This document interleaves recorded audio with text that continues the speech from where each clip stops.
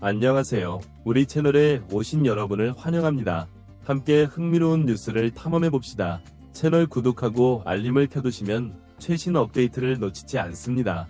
이제 오늘의 주요 내용을 살펴보겠습니다. 페리시치는 토트넘에서도 같은 실수를 반복해 크로아티아를 절박한 상황에 몰아넣었다. 이날 경기를 생중계한 관계자는 크로아티아의 가장 큰 문제점이 좌우 윙에서의 플레이이며 알바니아를 그런 식으로 공격한다면 결과는 뻔할 것이라고 지적했다.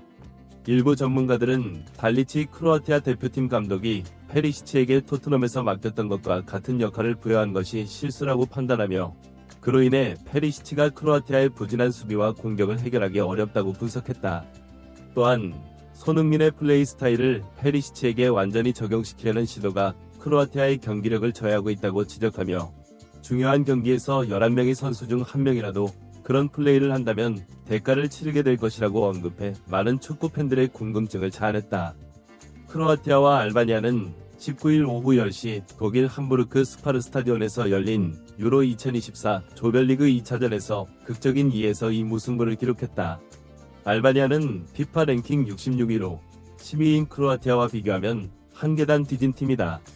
B조의 크로아티아는 1차전에서 스페인에 패해 16강 진출을 위해 반드시 알바니아를 이겨야 하는 상황이었다. 유럽의 축구 팬들은 크로아티아가 특별한 실수만 하지 않는다면 알바니아를 상대로 큰 승리를 거둘 것이라고 믿고 있었다. 이는 크로아티아에 세계적인 선수들이 있기 때문이며 이들이 최선을 다하면 상황을 역전시킬 수 있다고 예상했다. 크로아티아의 미드필더는 세계 최고 수준이며 레알 마드리드의 루카 모드리치와 맨체스터 시티의 마테오 코바치치가 중심을 잡고 있다. 그러나 크로아티아의 약점은 공격으로 전방에서 명확한 판단을 내릴 수 있는 공격수가 부족하다는 평가도 있다. 미드필더는 잘 뛰었지만 두 풀백 모두 기동성이 떨어지는 등 약점이 있었다. 경기가 시작되자 알바니아는 전반 11분 수비 전술을 구사해 강팀 크로아티아를 상대로 역습을 펼쳤고 알바니아의 골문 앞에서 짧은 크로스가 크로아티아의 골문으로 직행하며 충격적인 장면을 연출했다. 일부 전문가들은 크로아티아의 달리치 감독이 페리시치를 그 자리에 배치한 것이 잘못이라고 생각한다. 다른 사람들은 페리시치가 크로스를 막아야 한다고 믿는다. 그는 토트넘에서의 실수를 반복하며 팀 전체를 위기에 빠뜨렸다. 경기가 예상치 못한 방향으로 흘러가자 크로아티아의 에이스 모드리치가 공을 전방으로 패스하며 공격을 주도했지만 느린 속도로 인해 돌파하지 못하고 공을 뒤로 돌렸다. 이 장면을 본 많은 축구 전문가들은 이것이 페리시치가 공격수로서 실패한 이유라고 생각했다.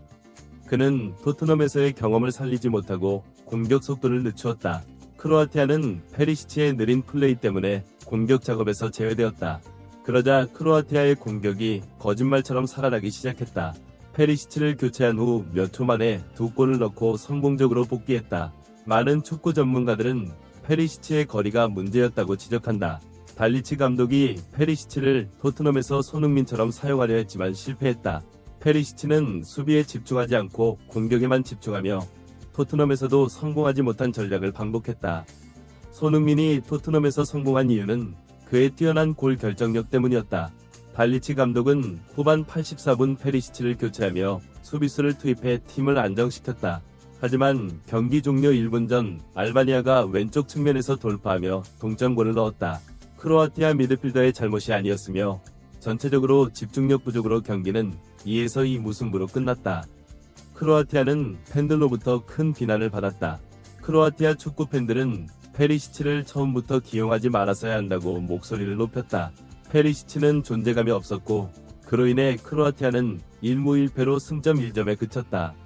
알바니아는 1무 1패로 승점 1점을 얻었지만 골득실차에서 크로아티아를 앞서며 3위로 올라섰다.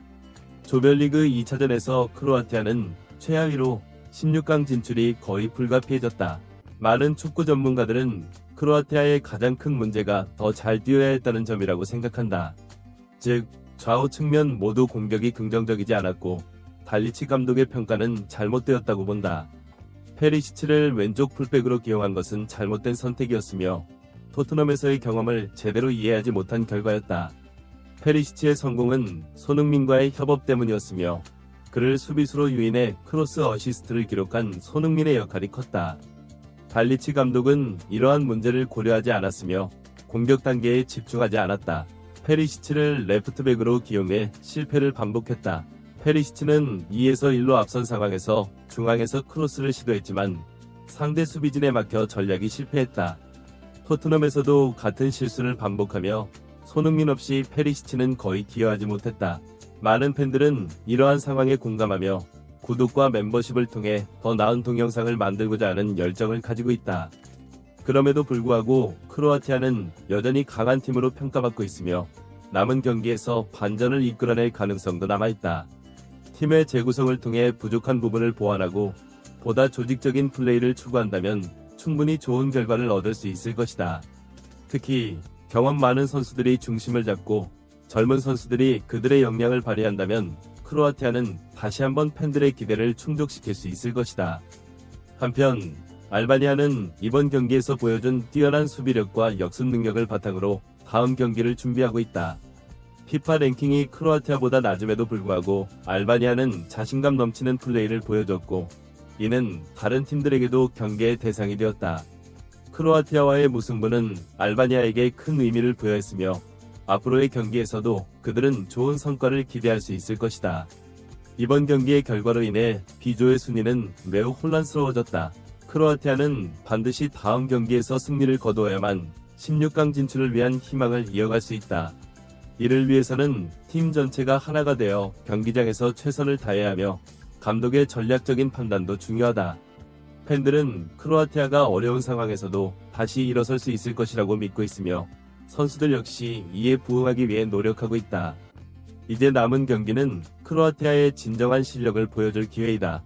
과연 크로아티아가 위기를 극복하고 다시 한번 유로 대회에서 강팀으로서의 면모를 보여줄 수 있을지 축구 팬들의 관심이 집중되고 있다. 끝까지 포기하지 않고 싸우는 크로아티아 선수들의 모습이 더욱 기대된다.